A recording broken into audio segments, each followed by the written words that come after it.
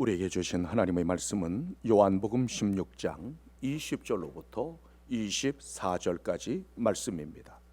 요한복음 16장 20절로부터 24절까지 말씀입니다.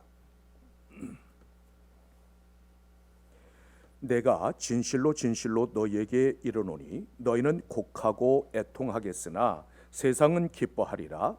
너희는 근심하겠으나 너희 근심이 도리어 기쁨이 되리라.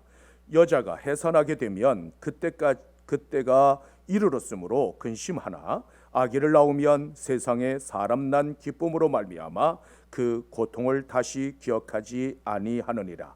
지금은 너희가 근심하나 내가 다시 너희를 보리니 너희 마음이 기쁠 것이요 너희 기쁨을 빼앗을 자가 없으리라.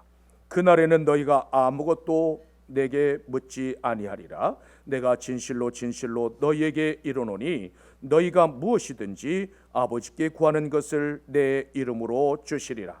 지금까지는 너희가 내 이름으로 아무것도 구하지 아니하였으나 구하라 그리하면 받으리니 너희 기쁨이 충만하리라. 오늘 우리에게 주신 하나님의 말씀입니다. 런던의 한 길모퉁이에서 구두를 닦는 소년이 있었습니다.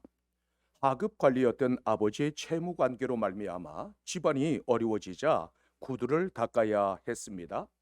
새벽부터 밤늦게까지 지나가는 사람들의 구두를 닦으면서도 얼굴에 밝은 웃음을 잃지 않았습니다.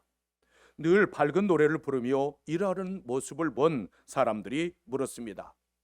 얘야, 구두 닦는 일이 무엇이 그렇게 즐겁니? 그 소년이 이렇게 대답했습니다. 즐겁지요. 저는 지금 구두를 닦고 있는 것이 아니라 희망을 닦고 있기 때문입니다. 이 소년이 바로 영국에 나온 가장 위대한 소설가 중 한 사람인 찰스 디킨스입니다. 찰스 디킨스는 손님들이 구두코 위에서 소망의 빛을 보았습니다. 아무리 먹구름이 짙어도 그 먹구름 뒤에는 빛나는 태양이 있습니다. 마찬가지로 성도는 시련과 고난 속에서도 기쁨의 근원이 되시는 예수 그리스도를 바라보는 사람들입니다. 따라서 주님을 영접함으로 모든 죄를 사함받고 하나님의 자녀가 된 기쁨이 넘쳐야 합니다. 주님의 뜻을 이루는 기쁨, 예수 그리스도의 복음을 전파하는 기쁨, 주님의 남은 고난에 참여하게 된 기쁨이 넘쳐야 합니다. 시편 4편 7절에서는 이렇게 말씀하고 있습니다. 주께서 내 마음에 두신 기쁨은 그들의 곡식과 새 포도주가 풍성할 때보다 더하니이다. 추수의 기쁨은 인간이 누릴 수 있는 가장 큰 기쁨 중에 하나입니다. 더구나 수확이 풍성하면 풍성할수록 그 기쁨은 배가 됩니다. 그러나 이 추수의 기쁨보다 더 큰 기쁨이 있습니다. 이 기쁨은 마음으로부터 솟아나는 기쁨이요 신비로운 기쁨, 세상 사람들은 도저히 알 수 없는 기쁨입니다. 이 기쁨은 사람의 생각과 말로는 도저히 표현할 수 없는 기쁨이기도 합니다. 아무리 광풍이 몰아치고 고난이 다가와도 하나님께서 주시는 기쁨은 모든 것을 이기게 합니다. 만약 우리 안에 이 기쁨이 없다면 세상 사람들에게 아무런 배력도 줄 수 없습니다. 그렇다면 여러분들은 어디에서 이 기쁨을 찾으시겠습니까? 빌립보서 4장 4절에서는 이렇게 말씀하고 있습니다. 주 안에서 항상 기뻐하라. 내가 다시 말하노니 기뻐하라. 주 안에서 세상이 알 수 없는 기쁨을 누리는 여러분들이 되시기를 주님의 이름으로 축원합니다. 그렇다면 기쁨을 빼앗기는 원인은 무엇일까요? 어떤 환경이나 어떤 상황의 변화 때문일까요? 아니면 고난이나 우리에게 닥쳐오는 시련의 무게가 너무 무겁기 때문일까요? 기쁨을 빼앗기는 결정적인 이유는 하나님의 약속에 대한 확신이 없기 때문입니다. 본문 20절에서는 이렇게 말씀하고 있습니다. 내가 진실로 진실로 너희에게 이르노니 너희는 곡하고 애통하겠으나 세상은 기뻐하리라. 너희는 근심하겠으나 너희 근심이 도리어 기쁨이 되리라. 하나님의 약속을 신뢰한다면 아무리 긴박하고 아무리 절망적인 상황일지라도 불안해하거나 염려할 이유가 없습니다. 이스라엘 백성들이 홍해를 마주하고 진을 쳤을 때 심각한 위기를 맞게 되었습니다. 앞에는 바다가 가로막고 뒤에는 애굽의 군대가 추격해오는 다급한 상황 속에서 그들은 속수무책이었습니다. 그러자 하나님의 약속에 대한 믿음이 없는 사람들은 하나님과 모세를 향해 원망했습니다. 어찌하여 우리를 이 광야까지 끌어내어서 여기서 우리를 죽게 하는가? 그러나 하나님의 약속을 믿는 사람들은 하나님의 크신 권능과 하나님의 신실하심을 바라보며 흔들리지 않았습니다. 문제의 크기가 중요한 것이 아니라 주님의 약속에 대한 확신 여부가 기쁨과 근심을 갈라 놓았습니다.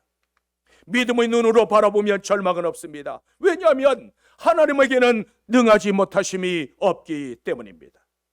이처럼 믿음 없이 현실을 보면 절망하게 됩니다.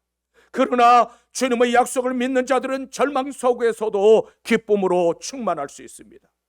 요한복음 14장 27절에서는 이렇게 말씀하고 있습니다. 평안을 너희에게 끼치노니 곧 나의 평안을 너희에게 주노라. 내가 너희에게 주는 것은 세상이 주는 것과 같지 아니하리라. 너희는 마음에 근심하지도 말고 두려워하지도 말라. 세상 사람들이 말하는 평안은 살얼음판을 걷는 곳과 같이 윗대롭고 불안한 평안입니다. 왜냐하면 우리를 근심하게 만드는 모든 문제들이 언제 튀어나올는지 도저히 예측할 수 없기 때문입니다. 그러나 주님께서 주시는 평안은 십자가를 통해서 주시는 평안입니다. 주님께서 십자가를 지심으로 우리에게 구원의 기쁨을 주셨습니다. 이 구원의 기쁨보다 더 큰 기쁨은 세상 어디에도 없습니다. 이 기쁨은 예수 안에서 누리는 생명의 기쁨이요 또한 부활의 기쁨입니다. 이 기쁨은 만왕의 왕이신 우리 주님께서 주시는 은혜요 축복입니다. 탕자가 추구했던 세상의 기쁨의 결과는 돼지우리와 쥐염 열매가 전부였습니다. 탕자는 두 팔을 벌리고 나와서 끌어안고 입을 맞추는 아버지의 그 품 안에서 진정한 기쁨을 얻었습니다. 그러므로 주님께서 주시는 생명의 기쁨, 구원의 기쁨으로 충만하게 되시기를 주님의 이름으로 축원합니다. 우리는 왜 기쁨을 빼앗기지 말아야 할까요? 기쁨을 빼앗기는 것은 곧 예수 그리스도를 빼앗기는 것과 마찬가지이기 때문입니다. 본문 21절에서는 이렇게 말씀하고 있습니다. 여자가 해산하게 되면 그때가 이르렀으므로 근심하나 아기를 낳으면 세상에 사람 난 기쁨으로 말미암아 그 고통을 다시 기억하지 아니하느니라. 해산의 고통은 그 어떤 고통보다도 두렵고 떨리는 고통입니다. 하지만 아이를 출산하는 순간 그 모든 고통을 다 잊어버립니다. 해산의 고통은 천하보다 귀한 생명을 얻기 위해서 반드시 감수해야 하는 고통입니다. 그러나 출산하는 순간 그 고통은 기억의 저편으로 사라져 없어지게 됩니다. 우리가 신앙생활을 하면서 당하는 어려움이나 고난도 이러한 관점에서 바라보는 것이 필요합니다. 이 땅에서 우리가 그리스도인으로 살아가지만 근심이 없거나 환난이 사라지는 것은 결코 아닙니다.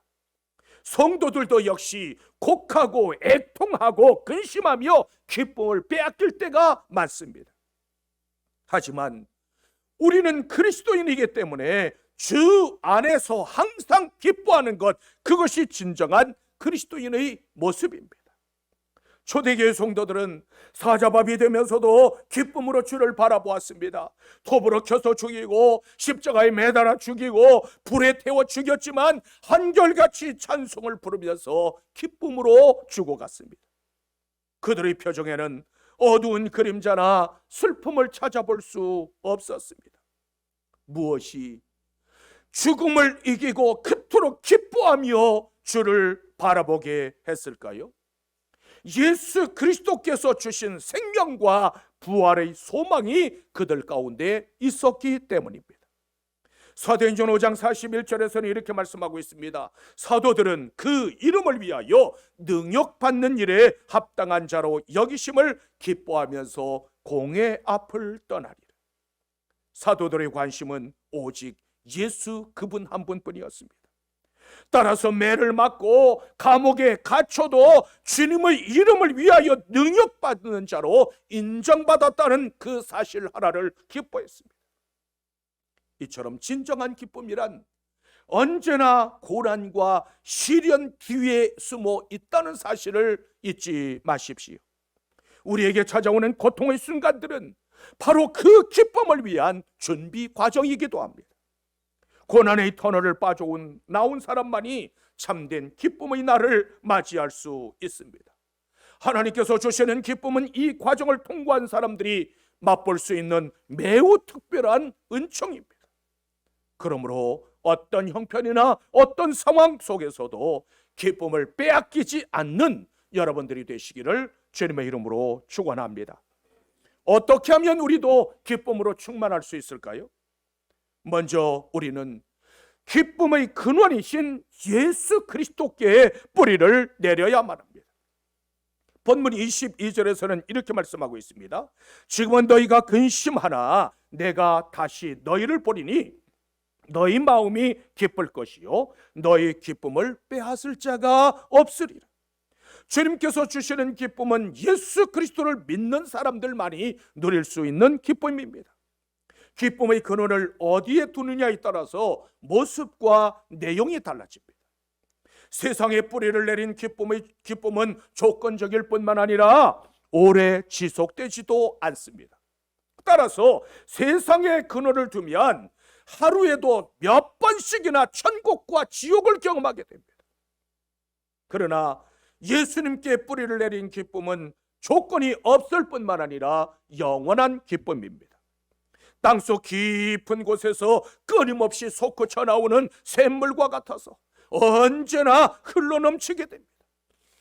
요한복음 15장 11절에서는 이렇게 말씀하고 있습니다. 내가 이것을 너희에게 이르면 내 기쁨이 너희 안에 있어 너희 기쁨을 충만하게 하려 합니다. 그리스도와 연합한 자들의 특징은 한마디로 기쁨으로 충만한 데 있습니다.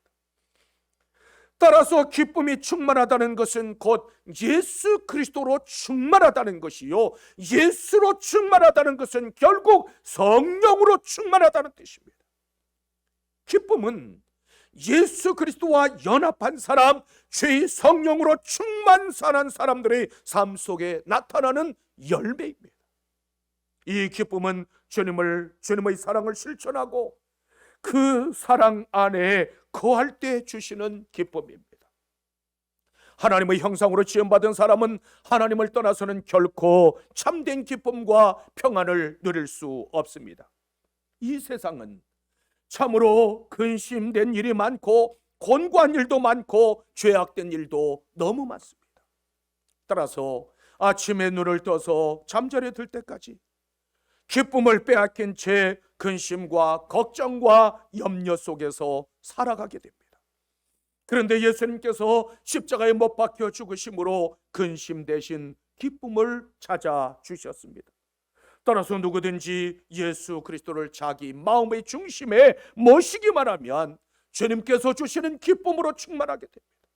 사도행전 16장을 보면 바울과 실라가 귀신 들린 여종을 고쳐준 사건을 기록하고 있습니다. 사도들은 귀신을 쫓아내고 여종을 고쳐주었다고 하는 이유로 매를 맞고 감옥에 갇혔지만 그분들은 낙심하거나 실망하거나 억울해하지 않았습니다. 오히려 당연한 것으로 생각했을 뿐만 아니라 기쁨으로 하나님을 찬미했습니다. 그 감옥 속에서도 기뻐하며 찬송할 수 있었던 비결은 과연 무엇이었을까요? 예수 그리스도를 위한 고난은 영광스러운 고난임을 알았기 때문입니다. 따라서 고난 중에도 주님께서 주시는 기쁨의 샘이 솟아 넘쳤습니다. 이 샘은 예수 그리스도를 자기 인생의 주인으로 섬기는 모든 이들의 마음속에서 지금도 흘러 넘쳐나고 있습니다. 이 기쁨은 하나님을 찬미할 때, 이 기쁨으로 하나님을 찬미할 때 어떤 일이 일어났을까요? 큰 지진이 나고 옥토가 움직이고 문이 다 열리고 모든 사람들이 메인 것이 풀리는 기적이 일어났습니다. 고난 중의 기도와 찬송은 이처럼 하나님의 기적을 부르는 소리입니다. 세상의 그 어떤 것으로도 얽어맬 수 없는 힘이 바로 기도와 찬송의 능력입니다. 그렇다면 여러분들에게는 우리 주님께서 주시는 기쁨으로 말미암아 용솟음 치고 있습니까? 여러분들은 모두 주님께서 주시는 기쁨으로 충만하게 되시기를 주님의 이름으로 축원합니다. 또한 약속을 믿고 기도할 때 기쁨으로 충만하게 됩니다. 본문 23절에서는 이렇게 말씀하고 있습니다. 그날에는 너희가 아무것도 내게 묻지 아니하리라. 내가 진실로 진실로 너희에게 이르노니 너희가 무엇이든지 아버지께 구하는 것을 내 이름으로 주시리라.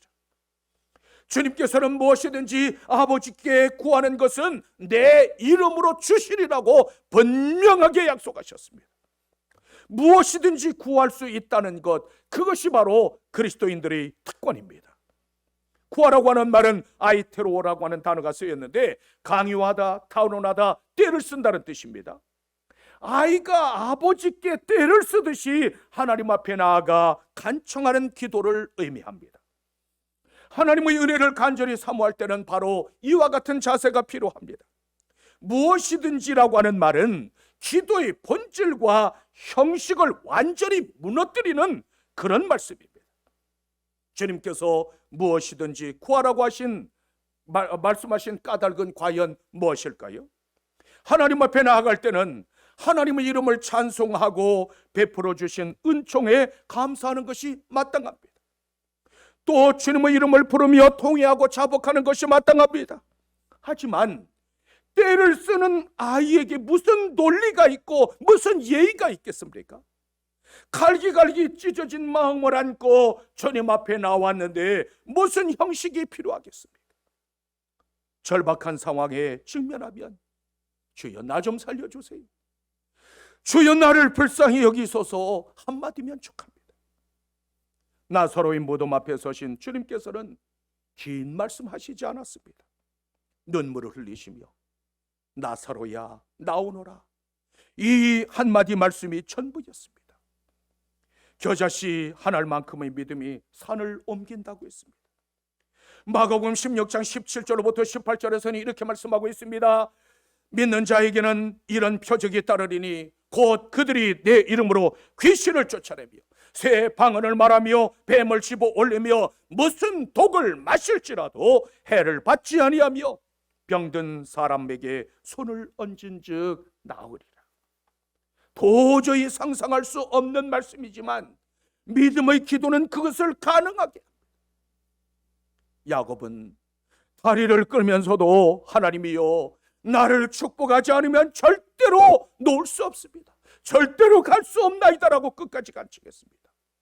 이 기도가 야곱을 이스라엘이 되게 했습니다. 여호수아는 태양아 너는 기브온 위에 머물러라, 달아 너도 아얄론 골짜기에 그리할지어다라고 기도했습니다. 이 기도가 해와 달을 멈추어 서게 했습니다. 엘리야는 여호와여 내게 응답하옵소서, 이 백성에게 주 여호와는 하나님이신 것과 주는 그들의 마음을 되돌이키심을 알게 하옵소서라고 기도했습니다.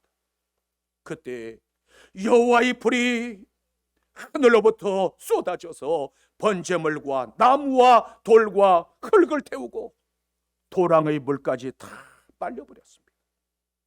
이처럼 믿음의 기도는 위대한 능력을 가지고 있습니다.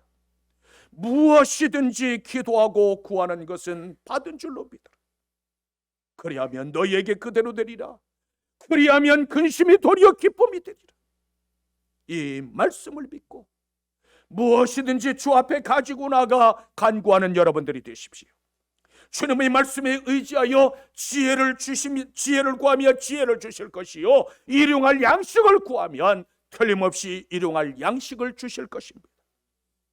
기도를 요청하기에 잘나지 못해도 아무런 상관없습니다. 여러분, 기도선 5가지가 있죠. 아버지 하나님, 존귀와 영광과 찬송을 돌려드립니다. 아버지 하나님, 제가 죄인, 자백이죠. 그 다음에 뭐예요? 하나님 아버지, 죄인 된 저를 구원해 주셔서 참 감사합니다. 하나님의 자녀 삼아 주신 것을 감사합니다. 그 다음은 간구죠. 내 모든 것을 주님 앞에 내려놓습니다. 주님 받아주세요. 그 다음에 마지막은 예수 그리스도의 이름으로 합니다. 그런데 이거 다 싹 아무것도 몰라도 아무 상관없습니다. 로마서 8장 26절에서는 이렇게 말씀하고 있습니다. 우리는 마땅히 기도할 바를 알지 못하라. 오직 성령이 말할 수 없는 탄식으로 우리를 위하여 친히 간구하시느니라. 우리는 기도할 줄 몰라요. 무엇을 기도해야 될지도 모르지만 성령님께서 친히 우리를 위하여 탄식하며 간구하십니다. 그러므로 우리는 언제나 주의 성령으로 충만해야만 합니다. 어떤 경우에도 성령님을 근심하게 하지 말고 성령님을 기쁘시게 할 수 있는 여러분들이 되십시오. 길이 막혔다고 근심하지 말고 하나님의 약속을 믿고 하늘 문을 두드려 여십시오. 모든 문제를 해결하는 길은 하나님의 약속을 믿고 기도하는 데 있습니다. 하나님의 약속을 믿고 간구함으로 기쁨으로 충만하게 되시기를 주님의 이름으로 축원합니다. 또한 예수 그리스도의 이름을 의지해야만 합니다. 본문 24절에서는 이렇게 말씀하고 있습니다. 지금까지는 너희가 내 이름으로 아무것도 구하지 아니하였으나 구하라 그리하면 받으리니 너희 기쁨이 충만하리라. 예수 그리스도의 이름은 응답의 근거가 되기 때문에 이 세상의 그 어떤 이름보다 가장 중요한 이름입니다. 요한복음 14장 14절에서는 이렇게 말씀하고 있습니다. 내 이름으로 무엇이든지 내게 구하면 내가 행하리라. 이름은 그 사람의 인격과 권위와 존재 자체를 나타냅니다. 예수라고 하는 이 이름은 하나님의 아들이시요 구세주이심을 가리킵니다. 하나님은 천지 만물을 지으신 창조주이시며 우리의 피조물이, 우리는 피조물입니다. 창조주와 피조물 사이에는 인간의 타락으로 말미암아 그 무엇으로도 메울 수 없는 큰 간격이 있기 때문에 하나님을 만날 수 없게 되고 말았습니다. 그런데 타락한 인간을 위하여서 하나님께서 길을 열어주셨습니다. 그 길은 바로 예수 그리스도라는 이름입니다. 디모데전서 2장 5절에서는 이렇게 말씀하고 있습니다. 하나님은 한 분이시요 또 하나님과 사람 사이의 중보자도 한 분이시니 곧 사람이신 그리스도 예수. 하나님과 사람 사이에 다리를 놓는 유일한 중보자는 예수님이십니다. 그러므로 주님께서는 내 이름으로 기도하라고 말씀하셨습니다. 우리가 예수님의 이름을 부른다는 것은 예수님의 중보자 되심을 믿는다는 고백입니다. 사도행전 4장 12절에서는 이렇게 말씀하고 있습니다. 다른 이로서는 구원을 받을 수 없나니 천하 사람 중에 구원을 받을 만한 다른 이름을 우리에게 주신 일이 없습니다. 예수님의 이름은 우리를 구원하는 유일한 이름입니다. 그러므로 누구든지 예수의 이름을 부르면 구원을 얻으며 하나님의 자녀가 됩니다. 그뿐만 아니라 예수의 이름으로 귀신이 쫓겨나고 예수의 이름으로 믿는 자들에게 성령을 주십니다. 하나님께서는 예수 그리스도의 이름을 모든 이름 중에 가장 뛰어나게 하셨습니다. 그뿐만 아니라 그 이름을 믿고 그분을 영접하고 부르는 자들에게 하나님의 자녀가 되는 권세와 더불어서 영광의 자리에 참여하게 하셨습니다. 빌립보서 2장 9절로부터 11절에서는 이렇게 말씀하고 있습니다. 이름으로 하나님이 그를 지극히 높여 모든 이름 위에 뛰어난 이름을 주사 하늘에 있는 자들과 땅에 있는 자들과 땅 아래에 있는 자들로 모든 무릎을 예수의 이름에 꿇게 하시고 모든 입으로 예수를 주라 시인하여 하나님 아버지께 영광을 돌리게 하셨느니라. 하나님께서는 죽기까지 낮추시고 복종하신 그리스도를 더 이상 높일 수 없을 만큼 최상으로 높이셨습니다. 만왕의 왕으로서 그분의 손에 우주의 통치권과 교회를 다스리는 권세를 주셨습니다. 모든 무릎을 그분 앞에 꿇게 하시고 모든 입으로 그분의 주 되심을 시인하게 하셨습니다. 주님께서는 십자가를 참으심으로 기쁨의 문을 여셨고 영광의 보좌에 앉으셨습니다. 스데반은 돌에 맞아 죽어가는 그 순간까지 주를 바라보며 영광의 문을 열었습니다. 그의 얼굴은 기쁨으로 충만했으며 천사의 얼굴과 같았습니다. 주님의 이름을 구하면 우리의 심령에 기쁨의 샘을 솟구치게 합니다. 주님의 이름을 구하면 하나님의 능력과 그 놀라운 힘이 곧 나의 힘이요 나의 능력이 됩니다. 그러므로 주님의 이름으로 간구함으로 기쁨으로 충만케 되어지는 여러분들이 되어지기를 주님의 이름으로 축원합니다. 철로 역정을 쓴 존 번연이 어느 날 할머니 몇 사람이 양지에 앉아서 햇볕을 쬐며 이런저런 이야기하는 것을 듣게 되었습니다. 할머니들은 기쁨이 가득 찬 얼굴로 하나님께서 나에게 얼마나 은혜를 베풀어 주셨는가를 이야기하고 있었습니다. 그 이야기를 듣는 순간 가슴이 뜨거워지고 그 자리에 엎드려 기도하다가 새 사람이 되는 경험을 했다고 합니다. 존 베이널의 위대한 문학은 바로 그 기쁨에서부터 출발했습니다. 이 기쁨은 농부가 곡식과 풍성한 과일을 수확하는 것보다 어부가 만선의 기쁨을 누리는 것보다 더 큰 기쁨입니다. 부유해서 누리는 기쁨이 아닙니다. 환경 때문에 누리는 기쁨도 역시 아닙니다. 오직 예수 그리스도의 십자가와 부활로 말미암아 누리는 기쁨입니다. 우리 인생에는 기쁜 일보다 슬프고 괴로운 일이 더 많습니다. 그러나 믿는 자들에게 주님께서 주시는 기쁨은 명령이자 당연한 결과임을 잊지 마십시오. 주님의 십자가를 바라볼 때마다 주께서 주시는 그 기쁨으로 샘솟으십니까? 하늘 보좌를 바라볼 때마다 사랑의 물결이 내 안에서 흘러나오고 있습니까? 신앙생활이 무기력해지는 결정적인 이유는 그 기쁨과 감동을 빼앗겼기 때문입니다. 그렇다면 빼앗긴 그 기쁨과 감동을 어디에서 다시 찾으시겠습니까?